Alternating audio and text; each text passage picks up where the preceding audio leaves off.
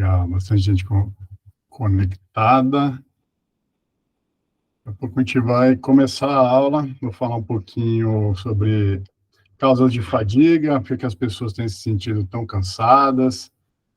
Muitas vezes buscam uma pílula mágica para melhorar essa falta de energia e, na maior parte das vezes, não está numa pílula a mágica, né? Está em algumas alterações do estilo de vida. Vou falar um pouquinho sobre isso. Depois eu vou falar sobre metabolismo energético, falar um pouquinho de bioquímica, para quem é da área da saúde. A gente vai revisitar a bioquímica, o ciclo de Krebs, a mitocôndria, de uma maneira bem leve, bem tranquila. Vamos falar um pouquinho de nutrição e suplementação para ativar o metabolismo energético. Vou mostrar alguns estudos no final. Espero que seja uma aula proveitosa, que vocês coloquem em prática já hoje e que melhore a qualidade de vida de todos. Bel, Kali, quando vocês quiserem, a gente começa, tá bom? Fique à vontade, doutor Ricardo. Você quer começar? Podemos? Podemos. Kali, quer dar algum recadinho? Vamos lá, Kali. Não, Ricardo, pode começar a aula. Uma ótima aula para todos e obrigado aí pela participação. Legal. Vou Pessoal, só te apresentar, então, rapidinho, né? vamos Apesar que acho que todo mundo conhece o Dr. Ricardo, mas falando um pouquinho. O Dr. Ricardo Goldfeder é nutricionista, especialista em fisiologia do exercício, especialista em nutrição funcional também, e mestre em ciências do movimento humano. Então, ele que vai dar essa aula pra gente hoje já é um velho conhecido nosso aqui, já deu várias aulas que foram sensacionais. Acredito que vai ser mais uma ótima aula para todos. Doutora, a palavra é sua. Legal. Muito obrigado, Bel. Muito obrigado, Endogen, pelo convite, através do Kali, através da Maria Isabel, através do Michael Rossi também. Muito feliz em participar, de alguma maneira, dessa empresa que é uma empresa jovem, mas que tem um propósito muito, muito, muito legal, que tem como principal foco, começou com o cannabis medicinal, então tem um braço farmacêutico na Endogen. É um extrato de cannabis que é vendido nas farmácias, que é o Zion Medpharma. Tem algumas aplicações muito interessantes, tem sido indicado principalmente por neurologistas, psiquiatras e médicos da dor. E uma linha de suplementação, jovem também, né, Kali? A nossa linha de suplementação na Endogen, com produtos muito interessantes. Eu vou falar um pouco de alguns produtos que tem a ver com o tema da aula de hoje. Bom, o tema da aula de hoje é metabolismo energético. Eu, preparando essa aula, eu pensei, bom, vou abordar de uma maneira que seja prática, que toque, como a gente fala muito no marketing digital, que toque na dor das pessoas hoje em dia. Então, se a gente fala de metabolismo energético, é muito importante a gente falar de fadiga. Então, eu vou começar a aula falando sobre fadiga e qual que é a interação com o metabolismo energético, com a nutrição e com a suplementação. Estamos gravando, Bel? Estamos sim. Legal. Então, vamos lá, pessoal. Muito boa noite. Então, sou o Ricardo Goldfeder e a aula hoje tem o tema principal de metabolismo energético. Esse é um web meeting patrocinado pela Endogen. Bom, vamos falar primeiro, então, das causas principais de fadiga crônica, que é uma queixa muito comum entre amigos hoje, em consultório, as pessoas se queixando de um cansaço que persiste, né? Dia após dia, dificuldade para acordar, aquele sono depois do almoço, aquela preguiça para treinar. Quem de vocês está se sentindo assim? Manda no chat para a gente ver. Bom, as causas principais de fadiga crônica são essas, né? Com certeza, o sono de má qualidade, ele é insubstituível, né? Então, o sono, uma noite mal dormida, ela acaba com o humor, acaba com a energia, e se isso vai se acumulando, a pessoa se sente cansada cronicamente, né? Com fadiga crônica. Então, a gente precisa avaliar o sono das pessoas para prevenir fadiga, para prevenir depressão, para prevenir o mau humor e tudo o que uma noite mal dormida causa. Também a anemia é uma causa de fadiga crônica. Muitas pessoas têm anemia e demoram muito para diagnosticar uma anemia. Anemia existem várias causas, né? Então, descartando as causas genéticas, como uma anemia falciforme, uma talassemia, que são anemias que costumam ser diagnosticadas na infância ou na juventude, a maior parte das anemias, elas são decorrentes de um déficit nutricional ou de uma perda excessiva de sangue. Então, mulheres que menstruam demais, volumes muito grandes, perdem muito sangue pela menstruação, costumam ter anemia, costumam ter estoques de ferro muito baixos. A gente avalia principalmente pela ferritina. Então, a gente teve um congresso agora em setembro, congresso de nutrição, tinha a predominância de mulheres, né? E a gente conversando com várias nutricionistas, inclusive, elas que se alimentam bem, sabem o que comer, né, teoricamente, e muitas delas com a ferritina extremamente baixa, extremamente baixa. E isso costuma ser a principal causa de anemia. Outra causa nutricional comum de anemia é a falta de B12, né? A gente vê muito isso em pacientes que fizeram cirurgia bariátrica. A gente vê também déficit de B12 em veganos, né? Isso tem aparecido bastante. E também com meninas que fazem restrição calórica, né? Tem anorexia, em algum grau, podem ter um déficit de B12. E o déficit de ácido fólico também, né? Vitamina B9 também é uma causa de anemia. Não tão comum, mas que também pode aparecer. Tudo bem? Também o déficit de proteínas, que hoje em dia não é muito comum, a gente vai ver mais também em bariátricos com um déficit de absorção de proteínas, e com isso a formação da hemoglobina fica prejudicada, assim como de outras proteínas do corpo. E também pessoas que têm restrição ou por uma doença, né, por exemplo, um câncer na garganta, um câncer na língua, um câncer gástrico, ou também em caso de anorexia, por questões psicológicas ou estéticas, né? Podemos chamar assim. Bom, depressão também é uma causa de fadiga crônica, então muitas pessoas se queixam de cansaço, e isso se mistura muito com depressão e outros distúrbios psiquiátricos, né? Vontade de ficar na cama, não quer sair de casa, então também está relacionado.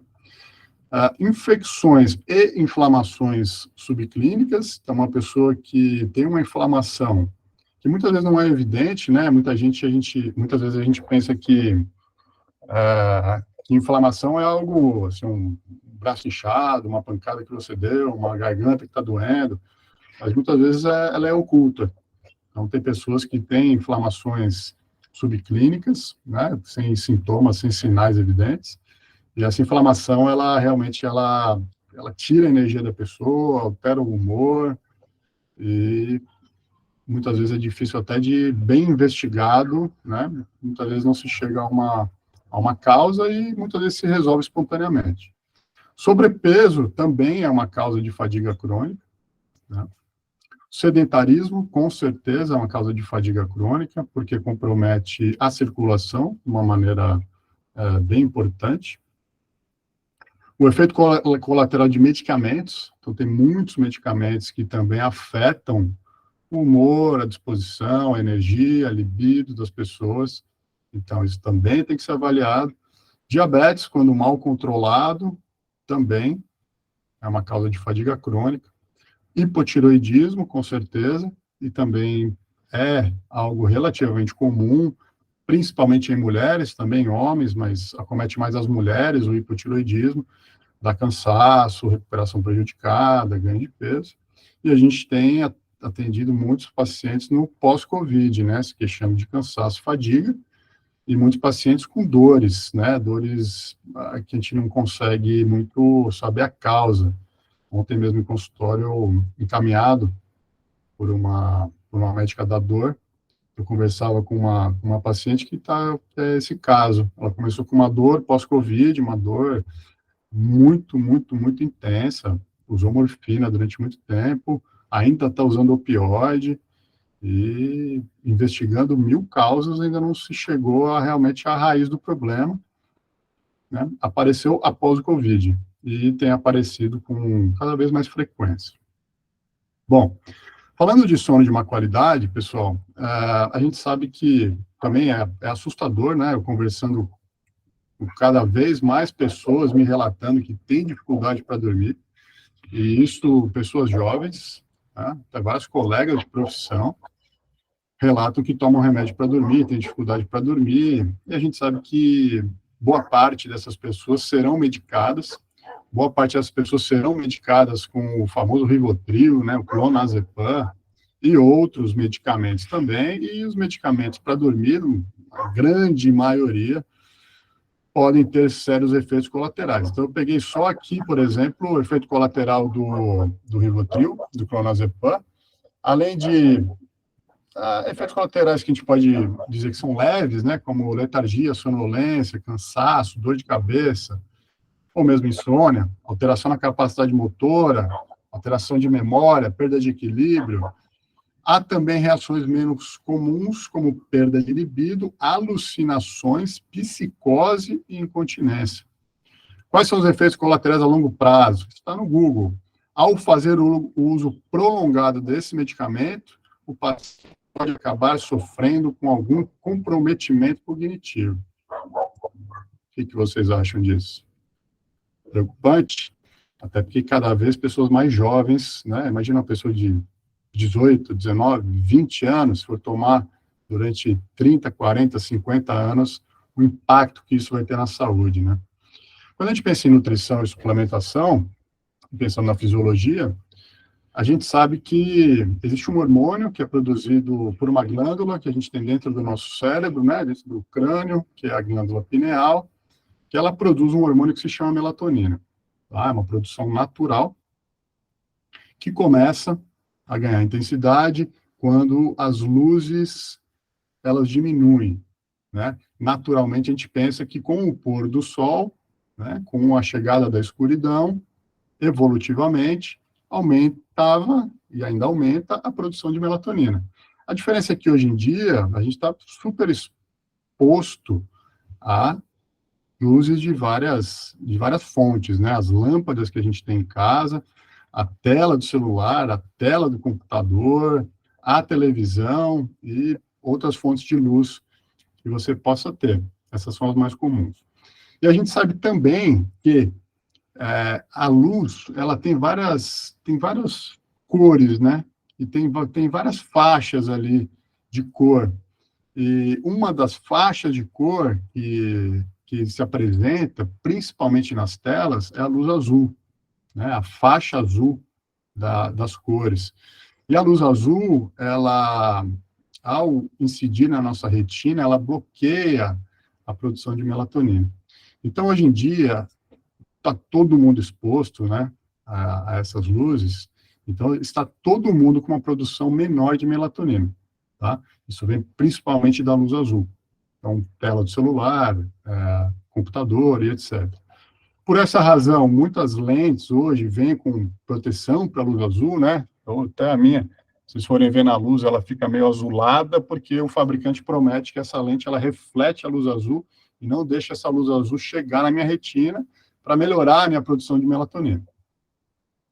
Existem também protetores de tela, né? Até para o computador existe proteção.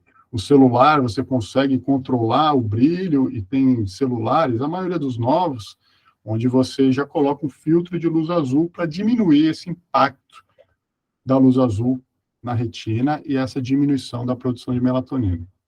Bom, a produção de melatonina ela é importante para já ir preparando o seu corpo para o sono, e a melatonina é muito importante como antioxidante, para regeneração cerebral, para a imunidade também. A melatonina ela é fundamental, como eu vou mostrar alguns artigos aí, até para a prevenção de alguns tipos de câncer. Quando a gente fala de nutrição, então a gente tem que pensar, primeiro, a orientação, a dica que eu dou para vocês é reduzir o tempo de tela, principalmente à noite, né? Então, se hoje você ficar lá no celular até 10, 10 e meia, 11 da noite, tenta largar esse celular aí mais cedo, 9, 8 horas da noite, seria fantástico se você conseguir não usar o celular depois das 8 da noite. A gente sabe que está cada dia mais difícil isso, né? Mas seria ótimo. Caso você não consiga, que você ative esse filtro de luz azul, já diminui de alguma maneira. Outra coisa importante, as luzes que você tem em casa, a luz, aquela luz que é muito branca, ela tem muito mais o componente azul do que a luz amarelada, que é aquelas luzes antigas, né? Aquelas lâmpadas antigas que a gente usava. A luz amarela, ela tem menos componente azul e ela impacta menos essa produção de melatonina. Então, assim, principalmente no quarto, se você tem luz branca, troque por uma luz amarela ou tenha um abajur e de noite você liga um abajur, uma luz indireta, uma luz que vai para a parede para depois iluminar o quarto, uma luz que está voltada para cima, ao invés de você ficar direto com aquela luz branca incidindo no seu olho, porque isso vai prejudicar a sua produção de melatonina, vai prejudicar o seu sono, vai prejudicar a sua imunidade, vai prejudicar a sua produção de hormônio do crescimento, e isso vai te levar a ganho de peso, isso vai levar a alterações imunológicas e uma série de distúrbios orgânicos, que eu poderia ficar uma aula inteira só falando sobre isso. Ok?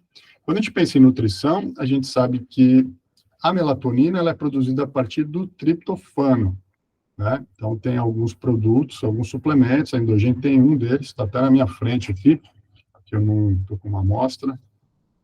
Conseguem ver? É o Melaton Plus. Esse daqui tem triptofano, ele tem magnésio também, que é um cofator para a produção de melatonina. B6, B9 e B12 também são cofatores. Então, se utiliza bastante essa suplementação como precursora para formar melatonina. No Melaton Plus, tem melatonina também, é uma pequena dose ali. Então, tem a melatonina e tem os cofatores para você produzir melatonina e dormir melhor. Esse é o objetivo principal. Para vocês terem uma ideia, ó, trouxe alguns artigos atuais, tá? Esse daqui fala o seguinte: melatonina, uma molécula para reduzir o risco de câncer de mama. Então, tem estudos que mostram que a melatonina, ela previne o câncer de mama, ela previne câncer de próstata, que trabalhadores noturnos têm um risco aumentado para esses tipos de câncer, né? Então, quem trabalha de noite, quem faz plantão, tem um prejuízo aí da produção de melatonina e um risco aumentado de câncer, por exemplo. Tá? Aqui também, ó, avaliação da associação entre a exposição à luz noturna e o risco de câncer de mama, né, breast, e o risco de câncer de próstata. Então, existe uma ligação. E preocupa porque cada vez mais, né, a gente está exposto à luz azul, cada vez mais tarde, né, está com o celular na mão, eu me incluo nisso. Um outro aqui também, risco de câncer e melatonina, né? Será que a melatonina, a diminuição da melatonina aumenta o risco de câncer? A gente sabe que sim, né? Isso já está comprovado, isso já se questionava em 2004, mas hoje está mais do que comprovado. Bom, então a primeira coisa é reduzir a luz azul à noite, tudo bem? Então, uma mudança em estilo de vida, em hábitos. Se você tem uma luz branca, seja na sala à noite, seja no seu quarto, tente trocar por uma luz amarela ou que você ligue um abajur à noite. Tudo bem? A gente sabe que para idosos, a luz branca ajuda para enxergar as coisas, principalmente. A luz branca na cozinha ajuda também para você manusear uma faca, etc. Mas no seu quarto você não precisa disso, tá? De maneira geral. Na sala, se você puder ter, se for necessário ter uma branca, ter também uma amarela, né? Isso pensando em pessoas que já têm uma visão um pouco mais prejudicada ou a locomoção mais prejudicada, pensando em idosos, né? Bom, há poucos anos atrás, a Anvisa liberou a suplementação de melatonina no Brasil. A Endogen tem o Melaton Drops, que é a melatonina em gotas, muito interessante também. A dose vai variar de pessoa para pessoa, tem gente que com 1, 2 gotinhas já tem um relaxamento, já tem um sono bem legal. Tem pessoas que vão tomar mais, 5, 10, até 15 gotas, costuma ser uma dose um pouco mais alta. Né? Em casos mais raros, pessoas vão tomar mais do que 15 gotas. Então, é uma suplementação interessante, um custo bem baixo e muito efetivo, tá? Melaton Drops. Outras causas de fadiga, como eu tinha falado, sedentarismo, dor crônica, né, leva a um cansaço, né, um mau humor, um cansaço também, a má circulação gerada pelo sedentarismo, gerada por esse que a gente tem de trabalhar sentado o dia inteiro, trabalhar no computador o dia inteiro, para quem dirige muito, né, fica no carro muitas horas por dia, isso tudo prejudica a nossa circulação, e uma circulação prejudicada é menos sangue chegando aos tecidos, é menos oxigênio chegando aos tecidos, e isso significa menos energia chegando para as suas células. Então, se você trabalha sentado, se você dirige muitas horas por dia, é fundamental que você faça um alongamento. Fundamental. Então, cada 50 minutos você levanta, puxa uma perna, puxa a outra, vai para um lado, vai para o outro, desce até o pé, né? Puxa aqui a mão, se puder, deita no chão, rola para um lado, rola para o outro, com isso você evita dores e você melhora a sua circulação e melhora a sua energia, né? Sua energia vital, e vai melhorar essa fadiga crônica, esse cansaço que muita gente que trabalha sentado acaba se queixando. Quando a gente fala de nutrição, um produto que eu gosto muito da Endogen é esse produto que se chama Vitality for Men. Esse produto foi formulado na Suíça e tem um composto que é fantástico, assim, que eu adoro, que se chama Pinus pinaster. Pinus pinaster, também conhecido como piquenogenol, ele é extraído da casca do pinheiro marítimo francês. Ele tem um efeito para a saúde dos vasos sanguíneos, né, para a saúde endotelial, que é incrível. Tem muito estudo com ele. Tá? Quem é da área da saúde e quer se aprofundar, procura por piquenogenol no PubMed, que é a nossa base de artigos científicos. Piquenogenol é incrível como vasodilatador, como anti-inflamatório, então para diminuição de dores também. Inclusive, tem esse composto em um outro produto da Endogen, né, que é o Condro Suisse, que é para dores articulares, principalmente. O Pinus pinaster, piquenogenol, melhora sintomas do climatério, melhora sintomas urinários da hiperplasia de próstata, e associado com a L-arginina, ele melhora a função erétil. Então, vamos ver um pouquinho da composição aqui, ó. A arginina tem 300 miligramas na dose sugerida, de 2 cápsulas. O Pinus pinaster ele vai aparecer aqui como procianidinas, 50 miligramas. Então, só a associação de procianidinas com arginina já tem estudos, por exemplo, esse estudo aqui, que foi feito no Japão, piquenogenol com L-arginina em pacientes japoneses com disfunção erétil moderada, tá? Na maioria dos casos. Ótimos resultados, tá? Tem outros artigos também mostrando melhora também de ereção em outros grupos populacionais com disfunção erétil, principalmente associando o piquenogenol com L-arginina. Tudo bem? Então, por que ele faz isso, né? Porque melhora a parte vascular, melhora a vasodilatação, e como eu falei muitas vezes para o pessoal da Endogen, a gente sabe que a disfunção erétil, ela precede uma outra disfunção vascular. Então, muitos homens que têm disfunção erétil, depois de alguns anos, eles vão ter um infarto, ou eles vão ter um AVC, ou vão ter alguma outra disfunção endotelial. Então, quando a gente já suplementa esse paciente, melhora a alimentação dele para melhorar a parte endotelial, a gente não só está melhorando a disfunção erétil, melhorando a qualidade de vida, mas a gente também está prevenindo um infarto, a gente está prevenindo um acidente vascular cerebral no futuro. Então, essa associação que tem nesse produto é muito legal. Além disso, tem o licopeno. Licopeno é aquele pigmento vermelho que a gente tem no tomate, que tem na melancia, que foi muito divulgado aí o licopeno como prevenção do câncer de próstata. E também tem estudos mostrando que ele melhora a saúde vascular, melhora a vasodilatação, o que também ajuda a diminuir o aumento da pressão arterial, né, a hipertensão arterial. É um produto que tem também resveratrol, 30 miligramas, luteína, zeaxantina, astaxantina, E tem a fosfatidilcerina, que melhora foco, concentração e memória. Então, tem tudo isso nesse produto, é um dos meus prediletos na Endogen, é o Vitality for Men. Realmente ele é muito bom. Falando só um pouquinho de resveratrol, que tem na composição, o resveratrol também é super divulgado, o resveratrol, de todos os estudos que a gente tem anti-envelhecimento, né, o resveratrol é um dos 5 principais, vamos colocar assim, ou um dos 3 principais, o resveratrol é considerado uma molécula anti-envelhecimento.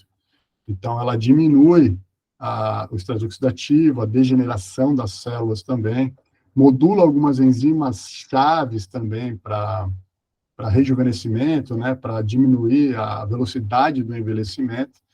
Tem naquele produto também, e tem alguns outros produtos da linha, e também, pela alimentação, vocês conseguem o resveratrol, que é um pigmento vermelho, está principalmente na casca da uva, tá? Na casca, então no suco de uva, no vinho, ou na casca. Então, se comer uma uva verde, por exemplo, não tem resveratrol praticamente. A gente encontra resveratrol também na casca da jabuticaba, também a gente tem um teor de resveratrol ali. Pouquinho no açaí também a gente tem um teor de resveratrol, né? Então, essas frutas, como a amora também, que está terminando a safra agora, também tem resveratrol. Tem um efeito bem, bem interessante na saúde vascular. E a gente sabe que disfunção vascular, né, uma alteração de circulação, ela não só para infarto, para AVC, mas para diversas outras doenças vai ser uma das principais causas. Então, esse é um artigo de 2022, mostrando que a suplementação de resveratrol, ela aumenta de forma eficiente a saúde endotelial. Então, a gente tem revisão sistemática, meta-análise. Então, quem é nutricionista, farmacêutico, médico, que está assistindo a aula, se quiser, eu mando depois os artigos para vocês. Tá bom? Vamos lá. Eu vou passando aí, no final a gente responde as perguntas. Pode ser? Pode ser, Bel? Pode sim, perfeito. Tem pessoal levantando a mão, tá? Se for qualquer coisa, você me interrompe. Mas qualquer coisa já mandem no chat também, para não esquecer, e depois a gente lê. Tá bom, beleza. Legal. Sobre o resveratrol, o vinho ajuda? Além daqui a pergunta do Porto, ajuda sim. Tá? O vinho é grande fonte de resveratrol, né? Bom, tratamento da dor. Então, também dor crônica é algo que leva a um mau humor crônico, que isso mina a energia das pessoas, e as pessoas se sentem cansadas, fadigadas, se arrastando, porque tem uma dor crônica. Né? A linha de cannabis medicinal também se propõe a tratar dor crônica, mas não é o foco hoje falar de cannabis medicinal. Eu vou falar de 2 suplementos que tem na linha da Endogen. Um deles é o PEA, é o Curcuflan PEA2. Curcuflan, esse curco vem de cúrcuma, né, que é um anti-inflamatório. O PEA vem de palmitoil etanolamida. Eu acho que é uma novidade para a maioria das pessoas. Lado de ácido graxo, que ele também modula o sistema endocannabinoide. Não vamos aprofundar muito sobre isso, mas, em linhas gerais, né, a gente explica que o PEA ele tem um efeito light, entre aspas, né, um efeito similar, de uma maneira mais suave para algumas coisas e talvez tão boa quanto para outras, ao cannabis medicinal. Né? Então, a gente tem estudos de PEA para autismo, por exemplo, com bons resultados em crianças. A gente tem o uso do PEA para dor crônica, então a gente tem revisão sistemática também para artrite e dores articulares. E quando você associa isso com a curcumina, você aumenta ainda mais o poder anti-inflamatório. Então, esse é um produto que é em gotas, então é uma novidade, né? Uma curcumina concentrada em gotas, para quem não quer tomar cápsula, para quem tem dificuldade para engolir, né? Então, você vai dar para uma criança, para um idoso, para quem não gosta de cápsulas, é uma excelente opção, tá? É uma curcumina que tem também um pouquinho de pimenta, que melhora a absorção da cúrcuma, né? Melhora bastante a absorção da cúrcuma com essa pimenta, uma piperina. Tudo bem? Vamos lá. Perguntas vão mandando no chat, depois a gente responde ali. Bom, Falei sobre fadiga crônica, as causas principais. Quando a gente descarta essas causas, aí a gente pode realmente esperar que pela suplementação, que apenas pela nutrição, a gente tem um resultado muito significativo. Porque pode acontecer de uma pessoa, por exemplo, tomei coenzima Q10, mas não melhorei. Tem hipotireoidismo, não dorme bem, tem uma anemia, então realmente não vai fazer milagre. A gente descartou todas as outras causas, então a gente vai esperar um resultado muito melhor da suplementação. Então, vamos falar um pouquinho do metabolismo energético. Entrando um pouquinho na bioquímica, né? Se quem não é da área da saúde me perdoe um pouco, vou tentar falar de uma maneira bem tranquila de vocês entenderem. Todas as células do nosso corpo têm organelas. Né? Então, se vocês se lembram do vestibular, do segundo grau, das aulas de biologia, as células são compostas por um núcleo, e aí elas têm os ribossomos, têm os lisossomos, o complexo de Golgi, a mitocôndria, os centríolos, retículo endoplasmático, tudo isso. Quem lembra, manda no chat aí, ó, eu lembro. Quem não lembra, fala assim, ixi, não lembro. Depois a gente fala mais sobre isso. Ah, Bel lembra, legal. Gabriela também, então, lembra de alguma coisa, né, Kali? Então tá tranquilo. Na biologia, eu acho que vocês lembram um pouco disso, né? Tem o núcleo, tem o citoplasma, no citoplasma tem várias organelas, cada uma tem uma função. Então, tem o ribossomo, constrói proteínas, o lisossomo, ele, quando entra alguma substância ali estranha, ele engloba, e lá dentro do lisossomo ele destrói uma bactéria, por exemplo, ou alguma coisa que deve ser destruída. E a gente tem a mitocôndria, tá? Que é o que eu vou falar daqui a pouquinho para vocês. Primeiro, a mitocôndria é a maior produção de energia que a gente tem, acontece na mitocôndria, mas nem toda a energia da célula ela vem da mitocôndria. Então, nesse espaço que a gente chama de citoplasma, que é essa gosma que banha as organelas dentro da célula, ali a gente tem alguns grânulos de carboidratos, que é o glicogênio. Então, ali você tem uma fonte de energia, carboidrato. Quando você precisa de energia rápida, o fato de você já ter carboidrato ali facilita muito, né? A velocidade de geração de energia é rápida, né? Então, você tem uma produção de energia aqui no citoplasma que não depende da mitocôndria. Se ela não depende da mitocôndria, é uma forma de energia que não precisa de oxigênio. Então, para quem é atleta, então o Ivo, por exemplo, que corre quilômetros e quilômetros, né? Quando você está correndo em alta intensidade, ou quando você vai dar um tiro, né? Você vai aumentar muito a velocidade da sua corrida, você precisa de uma energia muito rápida.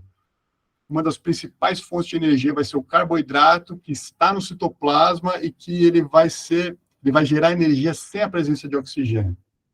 Isso se chama glicólise, porque é a quebra da glicose.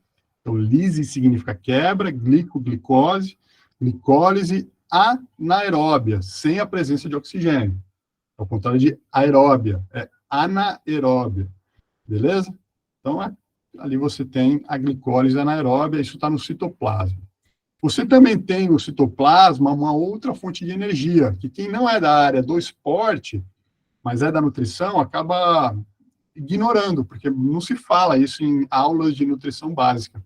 Então, você tem uma outra fonte ali, em quase todas as células do seu corpo, que se chama creatina. Então, creatina e carboidrato você tem no citoplasma. O resto, proteína, gordura e também carboidrato, dentro da mitocôndria você vai gerar energia por ali, tá?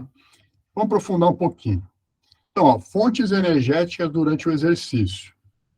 Imaginem numa atividade super rápida, super de explosão, por exemplo, aquele primeiro slide que eu coloquei para vocês do Usain Bolt, é um corredor de 100 metros rasos. O cara vai disparar a alta intensidade, super rápido. A principal fonte de energia ali foi a creatina, tá? Tecnicamente chamada de creatina fosfato. Esse é um estoque muito pequeno, no nosso músculo principalmente, e também no cérebro, tá? Porque no cérebro a creatina também é importante. Mas por ser um estoque pequeno, é uma energia que vai durar poucos segundos. Então, nesse gráfico, vocês conseguem ver, ó, que aqui, ó, no primeiro segundo, ele é super importante, gera muita energia, e aí, em aproximadamente 15, 20, 30 segundos, acabou a energia que vem da creatina. É por isso que a gente suplementa a creatina em atletas, para aumentar o estoque de creatina nos músculos, e com isso, o atleta conseguir manter uma altíssima intensidade durante mais tempo. Tá? Esse mais tempo, a gente vai falar assim, ó, o cara corre no pau muito rápido durante 8 segundos. Tomando creatina, ele vai, se ele conseguir 9 segundos naquela mesma intensidade, é fantástico.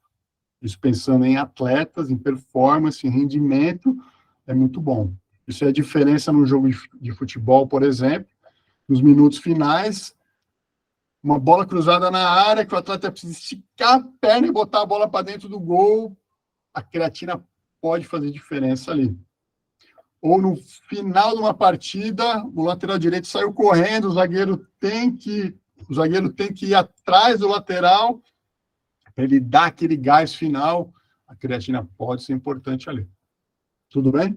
Pensando em performance. A creatina, ela também tem uma outra função, tá? Que a gente chama de função estética, que é de atrair água para dentro do músculo, e atraindo água para dentro do músculo, quem toma creatina numa dose em torno aí de 5 gramas por dia, até 20 gramas por dia nos primeiros dias, ao usar creatina, tem um aumento de volume muscular, né? Os músculos ficam maiores. E isso tem um efeito estético, e quem faz musculação gosta muito. Então, usa creatina também para ter um aumento de volume muscular e um resultado estético. Creatina sempre foi usada assim. E a gente viu de alguns anos para cá que a creatina também é muito importante para o cérebro e também para outras funções do nosso corpo. Então, creatina hoje também é muito indicada para idosos, para doenças neurológicas também, e para crianças, em alguns casos, também tem essa indicação. Vou falar um pouquinho mais sobre isso. Então, quando a gente pensa em atletas, depende um pouquinho da modalidade, você pensa em usar creatina ou não. Então, por exemplo, esse aqui é o Usain Bolt, o cara é o recordista mundial de 100 metros rasos, é o homem mais rápido do mundo. Esse daqui é o Ben Johnson, que também era um grande corredor, que caiu no doping em 1988, na Olimpíada de Seul. Você vê que esses dois atletas são atletas fortes, né? Os caras são grandes, tem bastante volume muscular. Pessoas com essa característica, elas têm um tipo de fibra muscular diferente dessas aqui que estão à minha direita, que, por exemplo, esse aqui é um grande ciclista, que também caiu no antidoping, mas é um cara bem famoso, que é o Lance Armstrong. O Lance Armstrong ganhou várias vezes a Volta da França, né, de bike, que não é predominantemente uma modalidade onde o cara está em altíssima intensidade, como numa corrida de 100 metros. A maior parte do Tour de France ele está pedalando forte, mas ele pedala durante várias horas. E no final ele dá um arranque. Então, nesse tipo de modalidade, também nessas, aqui tem 2 maratonistas aqui na foto, essas modalidades que a gente chama de endurance ou longa distância, né, provas que não são de força, de explosão, a característica principal, o biotipo principal, com algumas exceções, são atletas que não têm grande volume muscular. Tá? Então, os grandes maratonistas e os grandes ciclistas de longa distância, por exemplo, o Tour de France, eles não são caras grandes, com ombros, braços enormes. São os caras magrinhos, mas que os caras mandam ver, né? Os caras ficam 2 horas correndo ali, né? Numa intensidade que para nós seria altíssima intensidade, para eles é moderado intenso. Tá? Então, para cada modalidade, a gente pensa também numa fonte de energia. Né? Então, esses atletas que têm mais volume muscular, que são de mais explosão, a gente pensa mais em creatina. Os atletas que são mais magrinhos, que são de mais longa distância, de endurance, creatina não é tão importante. Tem alguns atletas que se adaptam e gostam, tem atletas que não gostam tanto, tem atletas que se sentem um pouco pesados, preferem não usar. Tá? Nesses atletas da esquerda, os mais fortes, creatina é a principal fonte de energia. Como é curtíssima duração, eles vão usar também um pouco de carboidrato como fonte de energia. Então, vou mostrar para vocês aqui. Aqui, ó, a creatina, ela se esgota, e aí passa a ser mais importante, aqui na linha vermelha, a glicólise, que é chamado de sistema de energia a curto prazo. Aqui seria uma glicólise anaeróbia, sem a presença de oxigênio. Então, isso aqui vai durar 2 minutos, diminui um pouquinho, né? Com 5 minutos já diminuiu bastante, como fonte de energia. E aí depois, vamos colocar 5 minutos, é algo um pouco didático, tá? Entra em cena o sistema de energia de longo prazo, que é o sistema aeróbico, que depende da mitocôndria, e aí esse sistema energético, aí esse daí dura horas, tá? Ele dura horas. Então, por exemplo, o Ivo, que está aqui assistindo, correu aqui de Imbituba até Garopaba, né, Ivo? Ficou 8 horas correndo, eu acho. Prova de longa distância. O carboidrato é importante, mas a queima de gordura, ela é muito alta também nesse tipo de prova, que ele vai fazer longos períodos, frequência cardíaca não está lá no alto, né? Está alta, mas moderada, 80 quilômetros, né? Está falando aqui para a gente. 80 quilômetros de corrida, muitas horas, então é uma atividade onde a mitocôndria passa a ser ainda mais importante, né? Porque ali você vai queimar muita gordura. Tudo bem? Vamos lá. Então, a creatina, 95% dela está armazenada nos músculos, 5% no cérebro, testículos, fígado e rins. Tá? Então, músculo muito importante, coração, que também é um músculo, né, muito importante, e no cérebro também muito importante. A taxa de regeneração da fosfocreatina, que seria a forma que a creatina consegue liberar, estocar energia, depois liberar, ela cai 8% a cada década após os 30 anos de idade. Né? Então, com a idade, a gente já tem essa produção diminuída. Então, a suplementação traz ainda mais benefícios. A suplementação de creatina, ela aumenta de 10% a 40% os níveis musculares e de 8% a 9% os níveis cerebrais de creatina. Para vocês terem uma ideia, não sei se eu tinha mostrado numa aula anterior, quem quer saber um pouco mais sobre cérebro, especificamente, a Eleonora, a professora, gravou no mês passado um web meeting também, que já está no canal do YouTube, né, Cália? Já está no YouTube da Endogênese, é uma aula só sobre nutrição e cérebro, que a professora Eleonora destrincha muito isso. Mas eu gosto muito de mostrar esse estudo com creatina e ratos, tá? Tem 2 estudos que eu gosto muito. Esse é muito legal, porque é o efeito da creatina em ratos, onde foi induzido um acidente vascular cerebral. Então, o que eles fizeram? 2 grupos, um grupo tomou creatina, o outro não tomou placebo. Esse tomou creatina, então ele começou a estocar a creatina nas células neuronais e também nos músculos, mas principalmente o foco era cérebro. Esse grupo não. Então, esse tinha um teor mais alto de creatina no cérebro. E aí chegou um dia onde eles induziram uma isquemia, né? Então eles obstruíram um vaso sanguíneo que levava sangue para o cérebro nos 2 grupos. E depois eles liberaram o fluxo sanguíneo, então eles induziram um AVC, né, uma isquemia cerebral, e depois deixaram o sangue voltar. O que eles viram? Eles viram que o grupo que tomava creatina, depois que o sangue voltou e os dias seguintes, na recuperação desse evento isquêmico, os ratos que tomaram creatina se recuperaram mais rápido. Por quê? Porque quando a gente tem uma isquemia, a célula, com falta de oxigênio, ela começa a ter falta de energia, de ATP também, e ela começa a se desorganizar. Então, a membrana começa a se desorganizar, as organelas também, e aí a célula começa a se desorganizar e morre. Se você tem um nível mais alto de ATP dentro da célula, e foi isso que a creatina fez, você consegue manter a célula mais forte, mais resistente à isquemia durante um período maior. Então, o grupo que tomava creatina conseguiu se recuperar mais rápido e teve menos mortes também devido à suplementação de creatina.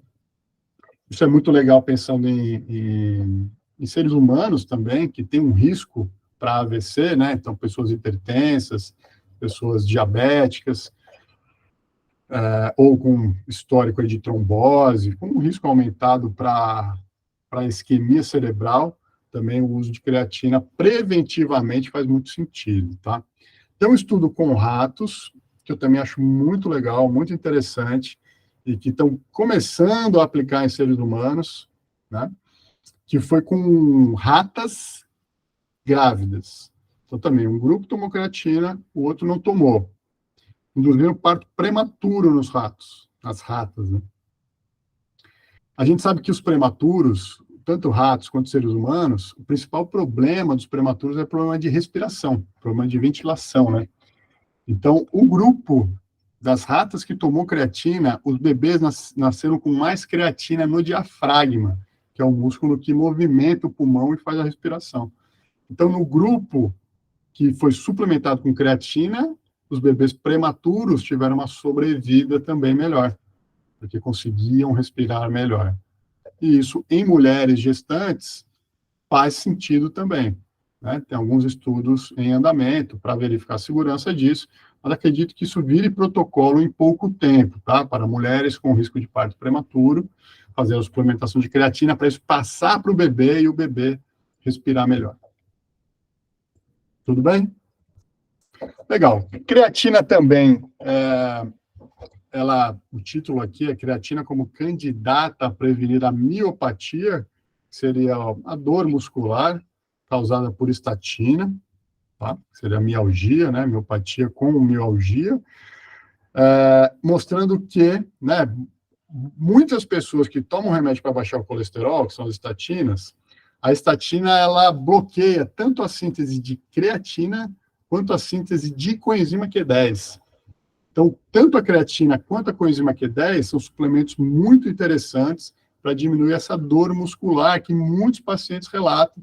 Muitos pacientes deixam de tomar estatina porque não conseguem conviver com essa dor, uma dor que acomete principalmente as panturrilhas, é a maior queixa dessas pessoas.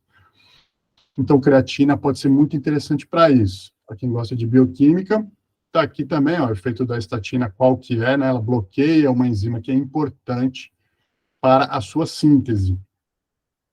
Isso também acontece no coração. Ok? Vou mostrar na coenzima Q10 isso também. Bom, diretrizes para suplementação de creatina em mulheres. Esse é um artigo, eu nunca tinha visto um específico para mulheres. Esse daqui tem uma indicação de quanto usar e como usar.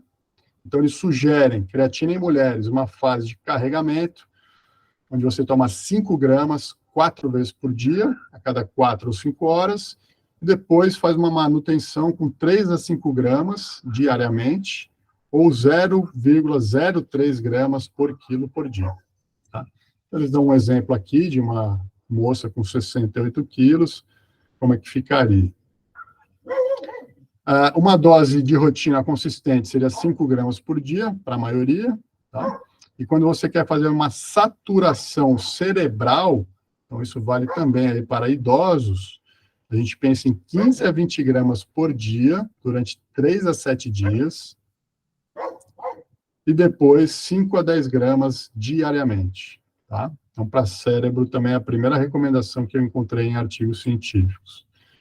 Aquele é uma recomendação para mulheres, essa daqui também é uma recomendação baseada em vários artigos, né? Uma fase de sobrecarga com 15 a 20 gramas por dia, durante 5 dias, e uma fase de manutenção com 5 gramas por dia, de preferência após o treino, tá? Mas pode ser também logo antes do treino. Quando a gente pensa em músculo, a gente administra a creatina próximo ao horário do treinamento. Quando a gente pensa em cérebro, não tem essa necessidade, tá, de tomar perto do treino. A gente indica tomar creatina com carboidratos, porque vai aumentar a captação muscular, principalmente. Tá? Então, essa é a indicação. Existe uma indicação também de usar 1 grama a cada 10 quilos. Então, uma pessoa de 80 quilos vai tomar 8 gramas por dia de creatina. Uma pessoa de 60 quilos vai tomar 6 gramas por dia, então é nessa proporção. Tá? E essa para cérebro está igual ao do artigo anterior, 15 a 20 gramas por 3 a 7 dias, e 5 a 10 gramas para manutenção. Tudo bem? Vamos lá, vamos mandando as perguntinhas aí no chat. Beleza, então agora eu vou falar de mitocôndria, tá? Então eu estava falando de creatina, estava falando de carboidrato. Vou falar um pouquinho de mitocôndria para vocês entenderem o papel da suplementação e da nutrição nesses casos. Mitocôndria, então, é aquela organela onde a energia ela vai ser transformada, tá? Assim como uma usina hidrelétrica, ela pega toda essa energia potencial num lago ali em cima, que está mais alto do que esse andar aqui de baixo, e por estar mais alto tem uma energia potencial. Quando as comportas se abrem, essa energia potencial vira energia cinética, isso gira uma turbina que vai gerar energia elétrica. Então, para quem lembra da física também do segundo grau, a gente tem várias formas de energia, e as energias elas podem ser convertidas uma nas outras, né? Então, a energia potencial vira energia cinética, que gira uma turbina, que vira energia elétrica. No nosso corpo acontece muito parecido, tá? Muito parecido. Então, a gente pode pensar que carboidratos, proteínas, gorduras e também o álcool tem energia ali, tem calorias. Então, 1 grama de carboidratos tem 4 calorias aproveitáveis, né? 1 grama de proteína tem 4 calorias, 1 grama de gordura tem 9 calorias e 1 grama de álcool tem 7 calorias. Essa energia potencial que tem ali, quando entra na mitocôndria, a mitocôndria, por uma série de reações, transforma tudo isso em energia elétrica, e depois essa energia elétrica ela vai ser estocada na forma de ATP, que vai ser a energia que a gente costuma contabilizar como calorias. Então, é isso que a mitocôndria faz, pessoal. Ela pega uma energia potencial dos alimentos, transforma em energia elétrica e transforma tudo isso em ATP. O que a gente precisa saber sobre isso para pensar em nutrição, tá? Então, ATP é chamado de moeda energética do nosso corpo. Então, seu coração bateu, paga com ATP. Seu músculo contraiu, vai ser a forma que ele vai ser pago, entre aspas, né? Então, é a moeda energética, como dizem os livros de biologia. O que acontece ali dentro da mitocôndria? Então, como é que essa energia é gerada? A mitocôndria, ela tem duas partes principais ali, né? 2 membranas principais. Então, aqui dentro, nessa parte azul, a gente chama de matriz mitocondrial. Aqui dentro acontece o famoso ciclo de Krebs, tá? Que é o ciclo de Krebs. Nessa membrana aqui de fora, é chamada de membrana externa, tá? Entre a matriz, que tem a membrana interna, e a membrana externa, também acontece bastante coisa, que é o espaço entre as membranas, ou espaço intermembranas. Vamos lá. Então, aqui na matriz mitocondrial, que é a parte azul, acontece o ciclo de Krebs, que está representado nesse gráfico, tá? Só para quem gosta de bioquímica, depois me chama, que a gente fala melhor sobre isso. Em resumo, o ciclo de Krebs ele acontece da seguinte forma, né? Qual que é o objetivo principal dele?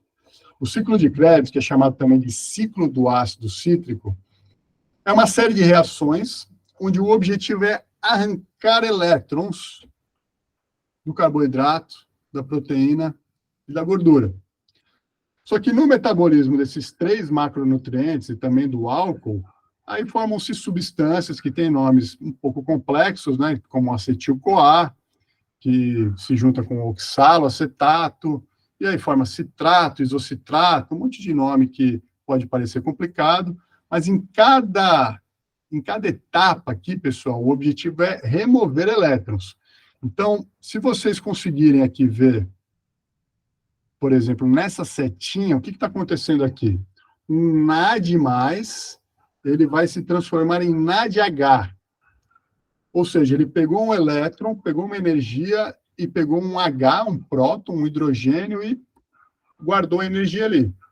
Essa energia que está sendo gerada no ciclo de Krebs, na matriz mitocondrial, depois ela vai para uma outra parte da mitocôndria para gerar ATP. Então, nesse ciclo de Krebs, a gente vai formar o NADH, o NAD reduzido, a gente vai formar o FADH2, que é o FAD reduzido, tá? Para quem não é da área, talvez fique um pouco complicado, para quem é da área e tiver dúvida, vai mandando que no final a gente tira.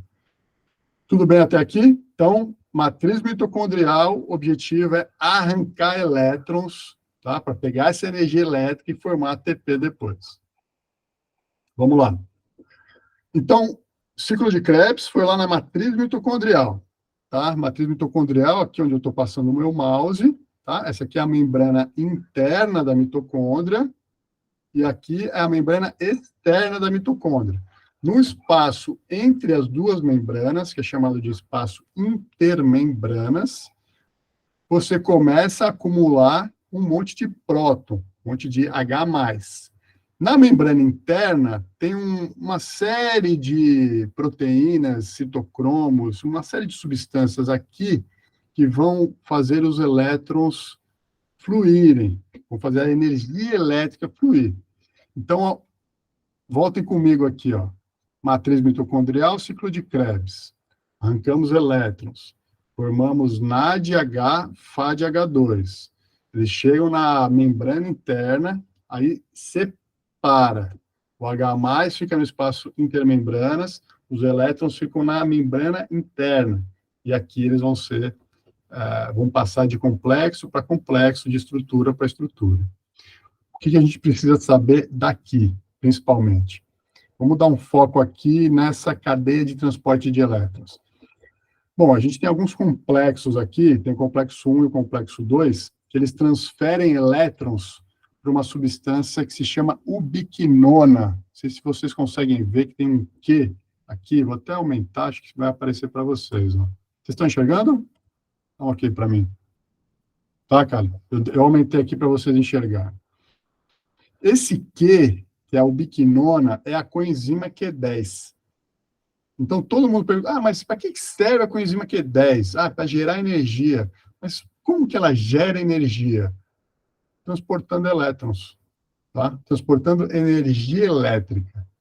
Da mesma maneira que você tem na sua casa os fios que trazem energia elétrica até a lâmpada, e a lâmpada acende, a gente pode pensar que a coenzima Q10 é como se ela fosse parte do fio que transporta elétrons. Então, é por isso que as pessoas suplementam a coenzima Q10, para melhorar esse transporte de elétrons, para melhorar esse fio, entre aspas, e a energia chegar onde ela tem que chegar. Seja numa lâmpada, seja num monitor aqui do computador, pensando no nosso corpo, no seu músculo, no seu coração, no seu cérebro, para a energia ser transmitida. Então, aqui a gente tem coenzima Q10, tá? Então, é para isso que se suplementa a coenzima Q10, para aumentar esse teor de coenzima Q10 aqui na membrana interna da mitocôndria. Tudo bem? Vamos falar um pouquinho mais? O que é importante saber, né? Não é só coenzima Q10 que a gente tem nessa membrana interna e que vai transportar os elétrons. Então, a gente tem um citocromo aqui que ele é feito de ferro, tem uma proteína ali que é uma proteína ferro e enxofre. Então, tanto o ferro quanto o enxofre são importantes para o transporte de elétrons. Cobre é um mineral também importante para o transporte de elétrons. E lá da matriz mitocondrial vem o FAD, que vem da riboflavina, que é uma vitamina do complexo B. Vem o NAD, que vem da niacina, que também é uma vitamina do complexo B. O oxigênio é fundamental e o fósforo também, né? Que quando a gente fala de ATP, né, esse P final significa fósforo. Então, todos esses compostos são importantes para a geração de energia. Tá? Ferro é uma deficiência relativamente comum, como eu falei para vocês, né? Com uma baixa de ferro no corpo, você vai ter um prejuízo nessa cadeia de transporte de elétrons e no transporte de oxigênio ali dentro da hemoglobina. Então, o ferro é fundamental, né? A pessoa precisa ter um estoque de ferro adequado para não se sentir cansada. A suplementação de coenzima Q10 também é importante, né? Ainda mais importante para quem usa estatina, né? Remédio para baixar o colesterol. porque prejudica demais essa produção. Bom, então, coenzima Q10 tem essa função principal de melhorar a transmissão de energia. A Endogen tem coenzima Q10 em alguns produtos, tá? Inclusive tem um whey, que é da outra marca, que é a Cellforce, que é uma marca do grupo Endogen. A Cellforce tem um whey protein com coenzima Q10, que é muito legal, para aumentar a geração de energia. Tem a coenzima Q10 em gotas também, né? Coenzima Q10 drops, também é uma boa maneira de suplementar. Gosto mais dela do que da coenzima Q10 em pó. Acho que a absorção é melhor e o resultado é melhor. E coenzima Q10, que virou moda, principalmente depois do Covid, fazendo uma busca em bases científicas, a gente vê que nos últimos 10 anos aumentou muito o número de publicações com coenzima Q10. Tá? Quais são os resultados principais? Então, há estudos de coenzima Q10 na fadiga, tá? Revisão sistemática, chegou à conclusão que os resultados melhores em fadiga são para pessoas que têm fadiga por uso de estatinas e também fibromialgia. Tem muita indicação de coenzima Q10. Então, a estatina, como eu tinha falado para vocês, ela bloqueia a síntese de coenzima Q10, assim como bloqueia a síntese de colesterol, e essa baixa de coenzima Q10 prejudica a formação de ATP, né, a energia dentro das células do seu corpo. Aqui, ó, coenzima Q10 com ácido lipóico para síndrome crônica de COVID, ou a gente chama no Brasil de síndrome pós-COVID. Então, também tem estudos e tem resultados interessantes. Coenzima Q10, nesse caso, com ácido alfa-lipóico, tem estudos só de coenzima Q10 para síndrome pós-COVID. Tem estudos de coenzima Q10 em neuropsiquiatria e desordens neurológicas. Esse é um estudo que mostra a sua relevância para a esquizofrenia. Então, a esquizofrenia, assim como outras doenças hoje, entende-se que são causadas por uma disfunção mitocondrial. Então, as mitocôndrias começam a entrar em disfunção. Com isso depende do tecido do seu corpo, se for no cérebro, por exemplo. Isso leva a um déficit na produção de energia, e um déficit na produção de energia cerebral, por exemplo, atrapalha todas as sinapses, todos os impulsos.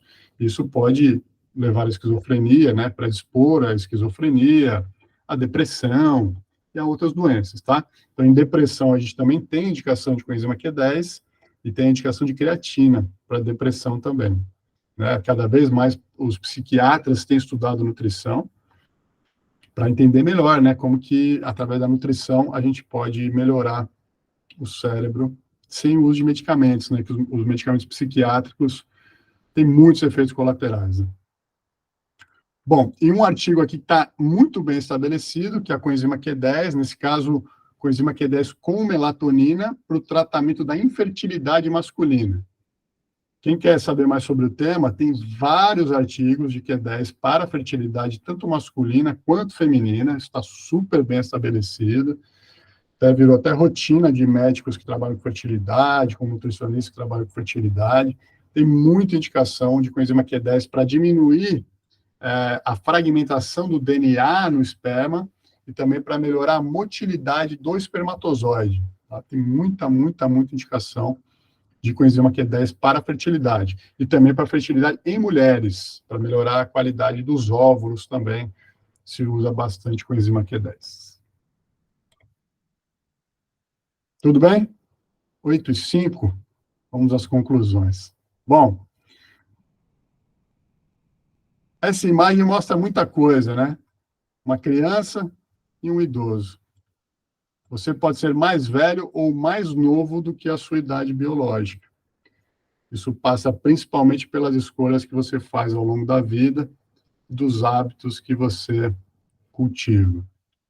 Tem uma frase muito interessante que eu aplico em várias situações, quando eu vou falar sobre saúde para as pessoas, que é uma frase que é atribuída ao inventor do método Pilates, ao Joseph Pilates. Ele fala: se sua coluna é inflexivelmente dura aos 30 anos, você é velho. Se ela é completamente flexível aos 60, você é jovem.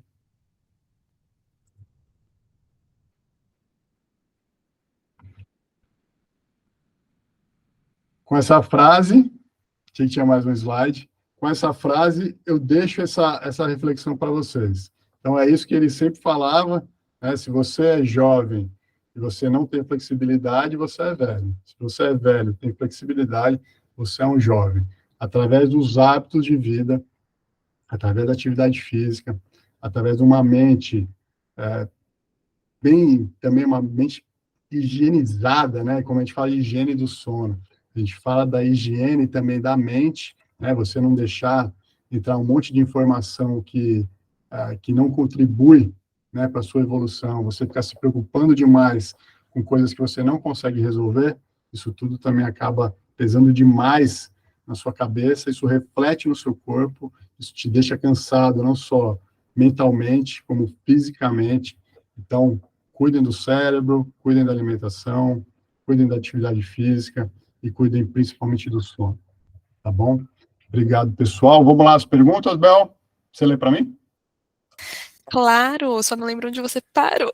Não lembro se foi a da Rose falando sobre creatina engorda, você chegou a responder? Não respondi Então, a nenhuma, só Rosemary... respondi uma do Porto. Isso, então vamos lá. A Rosemary perguntou se a creatina engorda. Então, a creatina não engorda, tá? A creatina, ela pode levar, sim, ao ganho de peso. Ganho de peso não significa ganho de gordura, não significa engordar.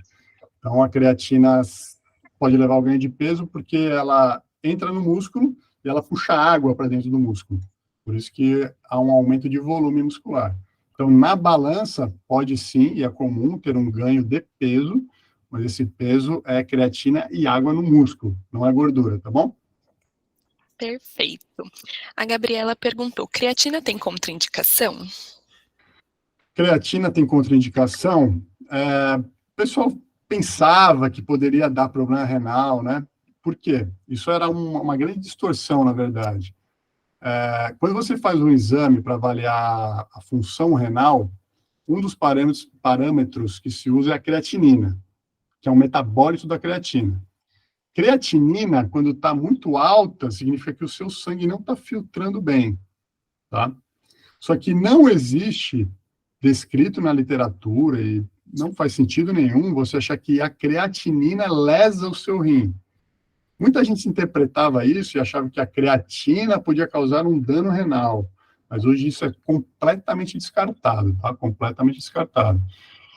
Contraindicação em questão de saúde, não tem, tá? É o suplemento mais estudado hoje, com mais evidência científica, o suplemento que a gente mais tem segurança para indicar, um dos, tá?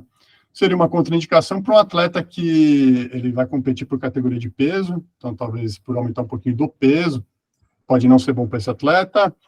Para um atleta de endurance, que às vezes se sente um pouquinho mais pesado, não se sente bem, né? Pode ser que não tenha essa indicação, mas de problemas de saúde, né? Hoje em dia a gente entende que creatina é completamente seguro e pode ser utilizado tanto, até em alguns casos para crianças, tá? Embora não muito, o pessoal segura um pouco, mas de adolescentes aí até idosos pode ser utilizado. Em gestantes ainda um pouco, em gestantes tudo a gente tem bastante parcimônia para usar, né? Então a gente não usa em gestantes a princípio. Embora faça sentido usar, não se usa assim, né? Tem muito cuidado com gestantes. Mas de todas as outras causas, assim, tem muita indicação para muita coisa. Perfeito. A Cristina falou que já quer o artigo para testar nela, né, no caso. Depois eu peço para o Dr. Ricardo passar para mim, como é minha nutri que eu visito, eu te encaminho, tá bom? Legal. Eu vou deixar meu contato também depois no WhatsApp, se alguém tiver qualquer dúvida, qualquer coisa, pode mandar mensagem para mim, qualquer coisa eu converso com o Dr. Ricardo, a gente disponibiliza o material. Só já adiantando o assunto no final também.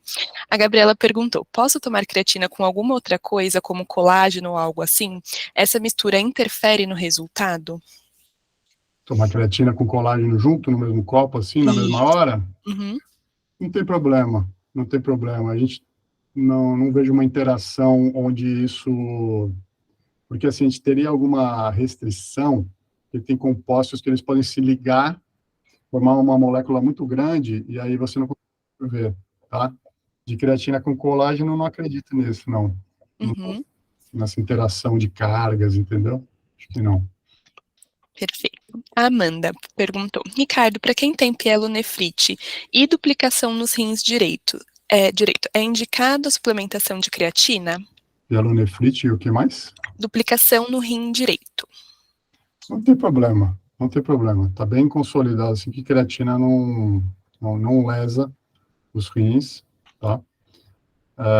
Se a pessoa já tem uma doença renal, assim, insuficiência renal, faz hemodiálise e tudo, aí esses são os casos que a gente tem que ter um pouco de parcimônia e conversar com o médico, tá? Embora tenha uma indicação para melhorar a disposição e tudo, isso pode vir a aumentar a creatinina no sangue da pessoa, e aí o médico, se ele não está avisado, ele pode interpretar de uma maneira errada. Ele pode achar que a hemodiálise não está fazendo efeito, que tem algum problema desse tipo, tá? Mas não teria nenhum problema. Perfeito. Não teria nenhum problema. A Rosemary perguntou: creatina alivia os sintomas da menopausa? Não, de maneira geral não tem muita essa correlação, tá? De creatina e sintomas de menopausa. O que eu vou indicar para a menopausa, que eu falei em um dos slides, é o Pinospinaster, tá? O Pinospinaster, que é o piquenogenol. Eu mostrei o Vitality for Men, que tem esse apelo para homens, mas pode ser tomado por mulheres. Existe um outro produto da Endogen, que também é uma fórmula suíça, que é o Procolágeno for Woman, né? Não é isso, Bel? E o Condro também. O Condro também, mais articulação, e tem o Pro-Collagen for Women. Eu acho que, se eu não estou mais enganada, sim. tem um E se eu não apelo estou enganada, mais- o Procollagen Drink também. Então, acho que tem todos. mais um apelo para mulheres, o piquenogenol. Então, o piquenogenol é fantástico. Nossa, assim, é um dos suplementos que é um dos meus preferidos, tá? Junto com a creatina, o piquenogenol, e eu leio cada vez mais. Quando eu uso, assim, sinto um efeito muito legal. Acho que todo mundo deveria estudar mais e usar mais, e o preço caiu muito, né? Porque antigamente era super caro o piquenogenol, hoje em dia caiu bastante, está super acessível e é muito legal. Então, nesse caso, creatina para menopausa seria para perda de massa muscular e tal, então é uma coisa indireta, né? Mas os sintomas mesmo de calorão e etc. não tem indicação. Beleza. A Gabriela: creatina pode sobrecarregar o fígado? Pergunto, pois é o órgão responsável por processar a substância e houve tempos em que esse mito tomou muita proporção na internet. Também não. Nenhum problema de creatina para fígado, nenhum problema, tá? Rolou um boato aí de creatina e queda de cabelo, que eu fui atrás também da evidência científica e tudo, também não tem correlação, tá? É mais um boato que tá circulando. Tem coisas que mudam, né? Então, assim, para fígado, por exemplo, BCAA, antes, a pessoa tinha muito medo.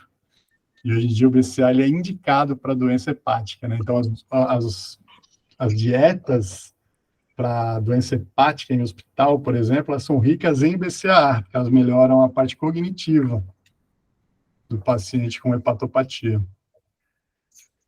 Bacana. O Leonardo já mandou 2 perguntas, vamos uma de cada vez. Uma dieta rica em picos glicêmicos interfere no funcionamento mitocondrial de forma negativa? Isso pode ter relação com a sensação de fadiga crônica? Então, a gente sabe que picos de glicemia, eles levam, né, à reação de Maillard, que se fala, que seria a caramelização. Por exemplo, né, o indicador que a gente usa de maneira mais geral é a hemoglobina glicada, né, ou hemoglobina glicosilada, que é um indicativo de glicose que se misturou com uma hemoglobina, e quanto mais alto esse percentual, te mostra que nos últimos 3 meses a sua glicemia esteve mais alta, né? Quanto mais alta a hemoglobina glicada, mais alta foi a sua glicemia média nos últimos 3 meses. Essa reação também acontece dentro das mitocôndrias e também leva a uma disfunção mitocondrial. Então, sim, né, glicemia média elevada, picos, né, uma pessoa que ela tem um bom metabolismo de carboidratos, ela consegue regular sem picos tão altos, né? Pessoas que já têm uma resistência à insulina, esses picos serão maiores.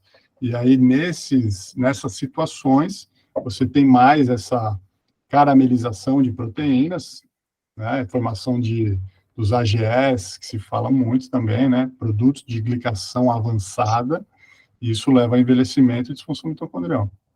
Está bem estabelecido isso. Tá, Perfeito. você evita um pouco isso com o consumo de antioxidantes.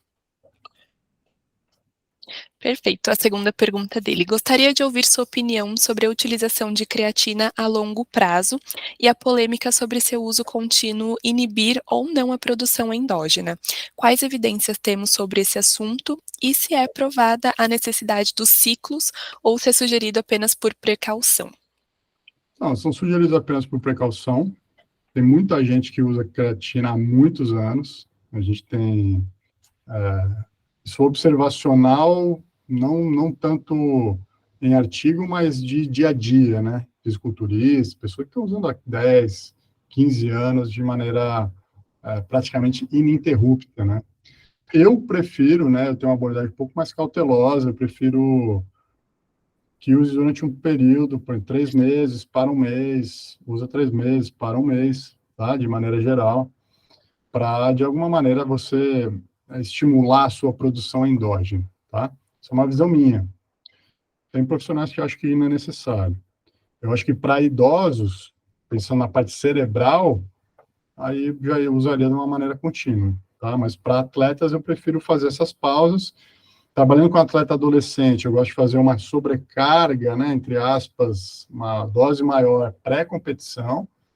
Então, tanto betalanina quanto creatina, usar uma dose mais alta um mês antes da competição, o atleta compete, usa mais 3, 4 dias, e depois a gente tira a creatina e a betalanina para o atleta continuar treinando.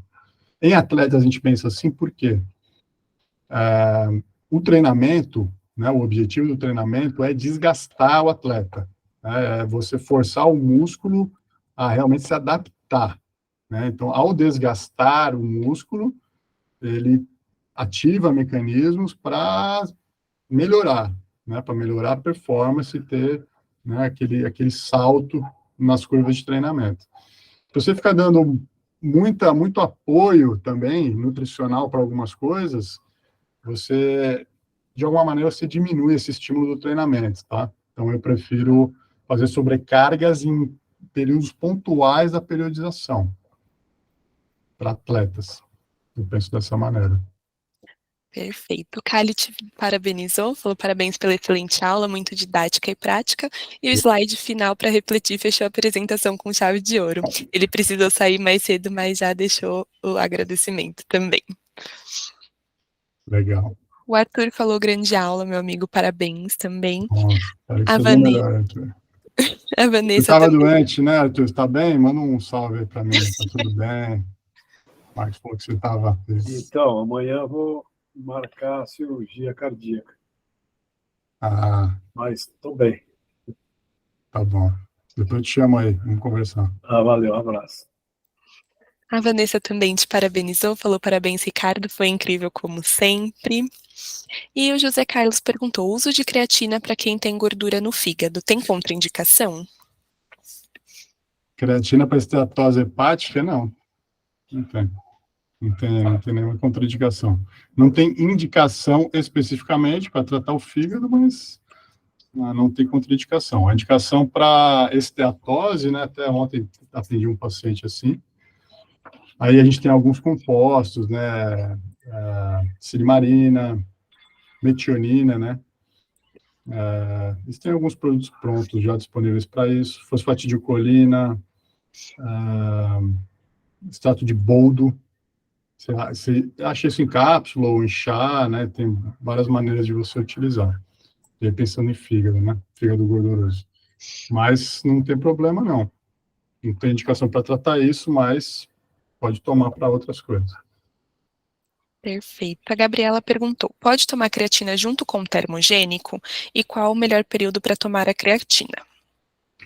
Pode tomar com termogênico, não tem problema nenhum. E o melhor período pensando em músculo, para quem treina, a gente indica ou logo antes do treino ou logo depois, tá? No período mais próximo possível do treinamento, que vai ser um momento onde o seu músculo vai captar mais essa creatina e vai colocar para dentro.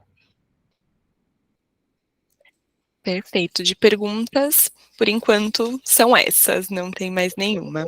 Quero te agradecer novamente, Dr. Ricardo, pela excelente aula mais uma vez. Lembrando que vai ficar gravada, né? Vai ficar no nosso perfil do YouTube, então a gente vai disponibilizar depois também. Eu deixei o meu contato, o meu telefone, caso alguém que seja sorteado não preencheu o formulário, me chama, porque eu coloquei todo mundo que estava assistindo, mesmo que não tenha preenchido, tá? Então, quem não preencheu e for sorteado, pode me chamar. E o seu, Dr. Ricardo, já está separado também para a gente enviar depois. Muito bom. Então, fique tranquilo. Fique tranquilo. Eu vou compartilhar minha tela para fazer o sorteio, tá? Se alguém tiver mais alguma dúvida enquanto isso também, fiquem à vontade. Legal. Bel, muito obrigado. Obrigada a você, doutor. Como a gente está com o público, a gente tem profissionais e quem não é profissional, na parte de mitocôndria, ciclo de Krebs, prefiro não aprofundar muito. Uhum. Tá? Para quem tem mais interesse no tema, a gente pode marcar num outro momento ou alguma outra discussão.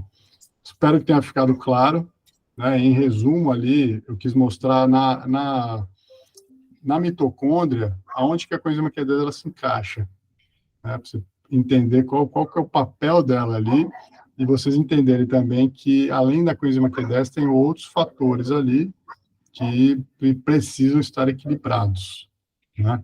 Eu acho muito legal os artigos que mostram a coenzima Q10 no espermatozoide, porque uma coisa é você achar que melhorou a sua fadiga. Então, tem gente que toma coenzima Q10 e no primeiro dia já sente que, nossa, melhorei. É um efeito psicológico. Sim. É um efeito psicológico. A pessoa tomou e está se sentindo bem melhor. Não costuma fazer efeito tão rápido, tá? Não costuma fazer efeito tão rápido. É muito legal a gente ver no espermatozoide, porque o espermatozoide ele já não é tão afetado pelo psicológico, né? Então, o espermatozoide ele é analisado. Se ele mexeu mais ali, super legal, né? Então, tem muito estudo aí de coenzima Q10 com L-carnitina. L-carnitina é algo que foi muito utilizado como suplemento para emagrecimento e não mostra muito resultado, né? Até foi abandonado. Só que a L-carnitina pro espermatozoide, ela mostra um aumento de energia, um aumento de motilidade do espermatozoide. Então, a L-carnitina com coenzima Q10. Então, ali não tem essa influência, né, do psicológico que é muito difícil avaliar. Principalmente quando a gente fala de fadiga, tem muitas coisas envolvidas, né? Então, acho que é por aí. Perfeito. Bom, vou fazer o sorteio aqui, já está aqui todo mundo que estava na aula, mesmo quem saiu, qualquer coisa depois eu procuro o contato também. Tinha muita pessoa que eu já conheço, então vai ficar mais fácil também. Então vamos lá, boa sorte a todos.